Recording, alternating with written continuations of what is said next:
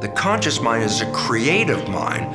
The subconscious mind is a programmed mind, a habit mind.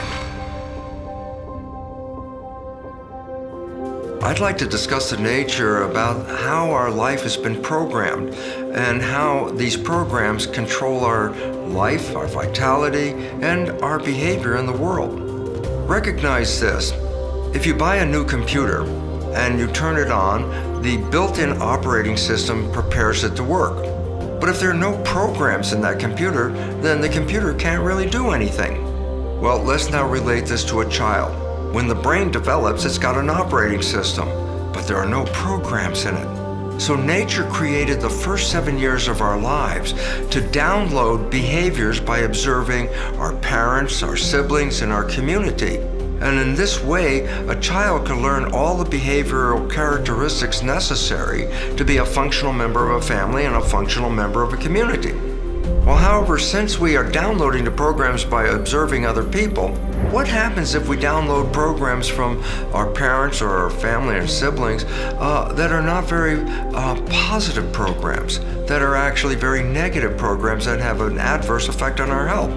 Well, it turns out science has revealed that during the first 7 years of our life, our brain is designed to download programs just by observing other people. It's a state of hypnosis, which is a characteristic of a brain frequency called theta, which is just below consciousness. The first 7 years of a child's life is installing the programs that when consciousness kicks in at around age 7, consciousness has use of programs to create the behavior in their relationships, in their family, community, etc. We now know about 70% of those programs that we download from others are negative and disempowering and even self-sabotaging. And as we go through our life, you'd say, well, where are these programs? I say, well, they're in the subconscious mind. And then you say, but what's the other mind? I say, the conscious mind, that's the one that kicks in at age 7. That mind is connected to your personal identity, your spirituality. And the difference between the two is profound. The conscious mind is a creative mind. The subconscious mind is a programmed mind, a habit mind. So I say, why is it relevant? I say, well, if you're running from the conscious mind, then you're creating your life from wishes and desires and aspirations. However, if your life is under the control of the subconscious mind, it's just going to play back the programs that you downloaded from other people. Well, since other people didn't plan your wishes and your desires, the download you get may not even allow you to get into the life that you really wish for. So here comes the important issue. Are we running our lives with a conscious mind, or are we running our lives with the subconscious programs? Well, it turns out science has revealed that only 5% of the day are we operating our nervous system using the conscious mind's creative wishes and desires. 95% of the day, our life is coming straight out of the programs in our subconscious. The reason why this is happening is that when conscious mind is controlling our biology, it's sort of like a driver holding the wheel, taking us into the direction we want to go, our wishes and desires. However, when we are thinking, conscious mind has to let go of the wheel and go inside the brain. Why? Thought is an inside job. It's not outside. So what happens when consciousness is thinking? It's not driving the vehicle. I said, well, then what happens to the vehicle, our body, when consciousness is thinking? I go, subconscious is autopilot. So the moment we start thinking, biology is taken over by the programs that we acquired in the subconscious. Now here comes the problem. 95% of the day we're operating from these programs, and the vast majority of them are disempowering and self-sabotaging downloads. So we're not leading a life that takes us towards wishes and desires. We're leading a life that manifests the issues that we downloaded from other people, mostly negative. And therefore, we struggle through life. And I say, well, why is there a struggle? And I said, because you're not operating from wishes and desires any longer. You're operating from the habits you got from other people. So this becomes a very profound issue, because it says then the life that we're leading has already been controlled by the downloaded programs. This is not a new idea. For 400 years, the Jesuits have told their followers, "Give me a child until age 7 and I will show you the man." What they were saying was actually telling people, if you give me an opportunity to download programs in the first 7 years, that will determine the child's rest of its life. Why? Because 95% of a person's life is coming from those programs.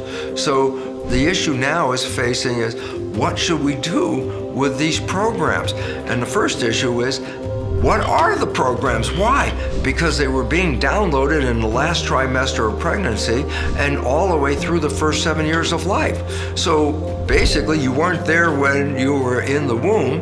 And if I asked you, what program did you get when you were 0, 1, or 2 years of age, you go, I have no idea, because consciousness wasn't even engaged at that point. So the first thing you need to know is, what controls your life? 95% from the programs. Yeah, but what are the programs? And here comes a simple insight. 95% of your life is coming from the program, so your life is a printout of the programs downloaded in your subconscious mind. And so significance is easy. Look at your life. The things you love and desire and wish for that come into your life, they come in because the subconscious has programs to acknowledge that. But here's the more important part. Where you struggle in your life, where you want to have a certain outcome, but you work hard for it, you put a lot of effort into it, you're sweating over it to make something happen. Why are you struggling so hard to create those wishes and desires? And the answer is very simple. The programs that you were downloaded with do not support those ends. So as a result, your behavior is sabotaging you. And then, this is the link and the catch for all of it is, when you are playing subconscious programs, why are you playing them? Because conscious mind is inside thinking. And as a result, conscious mind is not observing the behavior that's coming out from the program. And since most of those programs are self-sabotaging and disempowering, you yourself don't even see that you're engaged in the process, because subconscious is playing that and conscious mind's not observing it. And why this then becomes important is, it's necessary for you to understand these programs, because we can change those programs. And when we change the programs in the subconscious, we rewrite the character of our lives. While the conscious mind is a creative mind, it can learn in any number of ways. Reading a self-help book, watching this particular video, going to a lecture. You can easily download new knowledge into the conscious mind. The significance is the conscious mind is creative and it can be very smart. But the issue is, downloading new knowledge into the conscious mind does not change the program in the subconscious. It's a different mind and learns in a completely different way. The subconscious mind is the habit mind. And by definition, we don't want to change habits very easily, especially, for example, consider, when did you learn how to walk? Before you were 2. I don't care what age you are at, almost all of us never have to relearn how to walk. And I say, well, thank you, subconscious mind, because you downloaded the habit of walking, and it tries to resist any change to that. But when you get a negative belief, it also tries to resist change. So the issue is this: how can I put programs into the subconscious mind, new ones to replace the ones that are sabotaging me? And the answer is this: there are only 3 ways that you can rewrite subconscious mind. The first way is through hypnosis. This is the process that you downloaded programs in the first 7 years.